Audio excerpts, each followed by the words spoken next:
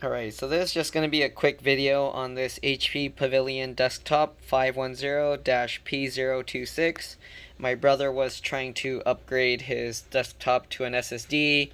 He had this Crucial MX500, 500 gig, and then so I was messing with it, and he was reading some stuff online. He said that some people said that the Kingston drives worked, and what I found was this one is 250 gigs, this is 500 gigs. For some reason, this desktop doesn't like these round numbers like this. I don't know why, but for some reason, when you try and boot from these, if you try and go to the BIOS, the boot menu, it completely just locks up and it does nothing. So what I found that works, let me go grab one, I'll be back. Alright, so I'm back. So what I found works. See, this is the BX500. As you can see, this is 240 gigs. It detects this just fine. The Kingston one, this is also 240 gigs. It works fine. I had also another Crucial, and I also had another Kingston, 480 gigs. They both work fine.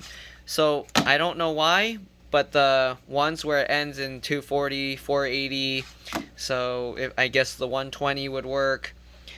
I don't know if there's a 130 or 140 or something, but there's 128 gigs. I'm guessing that probably would have some issues. I don't know why, but 240 gigs, 480 gigs, they seem to work. I would assume that the 1 terabyte ones work too. I don't know what it is about the 500 gig and the 250 gig that makes it not work.